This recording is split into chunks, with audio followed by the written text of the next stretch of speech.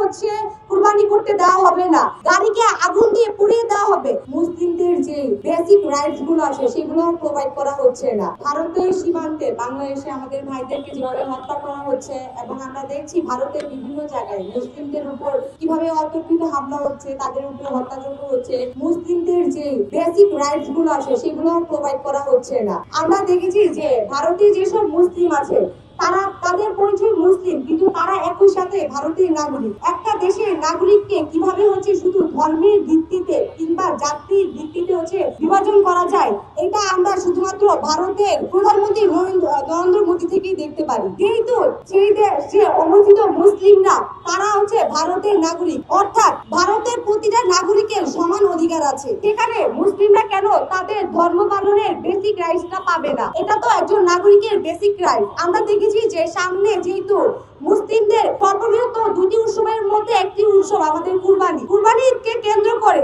কলকাতায় আমরা বিভিন্ন ঘটনা দেখতে পাচ্ছি। যখন নাকি হচ্ছে গরুর গাড়ি নিয়ে হচ্ছে যাচ্ছে কৃষকরা কিংবা শ্রমিকরা, তাদেরকে থামানো হচ্ছে, সেই গাড়ি তারা নিতে দিবে না, তাদের গরু মাতাকে হচ্ছে কুরবানি করতে দেওয়া হবে না। এবং আমরা সেখানে দেখতে পারি যে উগ্রবাদী মোদীপন্থী লোকেরা হুমকি দেয় যে যদি এই গাড়ি এখানে থামানো না হয় গাড়িকে আগুন দিয়ে পুড়িয়ে দেওয়া হবে। এখন প্রশ্ন হচ্ছে, যদি গাড়িকে আগুন দিয়ে পুড়িয়ে দেওয়া হয় সেই ক্ষেত্রে কি তাদের গরু মাতা সেই গাড়িতে পুড়ে যাবে না? সেই ক্ষেত্রে কি তাদের যে প্রাণীদের প্রতি পশু প্রেম সেটা কি হচ্ছে ধ্বংস হয়ে যাচ্ছে না? তাদের হচ্ছে এই যে পশু প্রেম, এটা হচ্ছে লোক দেখানো।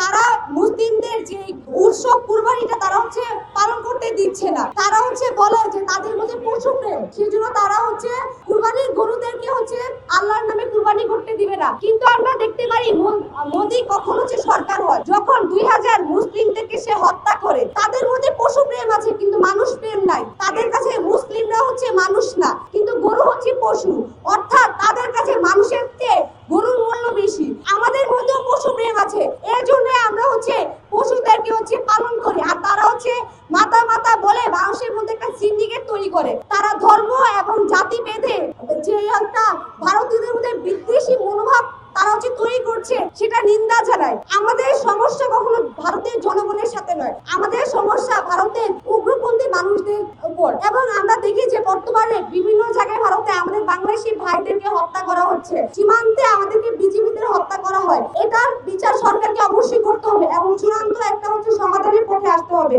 কারণ আমার দেশের বিজিবিরা কখনো ভারতের গুলিতে হচ্ছে শহীদ হওয়ার জন্য তারা সেখানে যায় না, তারা যায় এই দেশের সীমান্তকে রক্ষা করার জন্য, বাংলাদেশকে রক্ষা করার জন্য।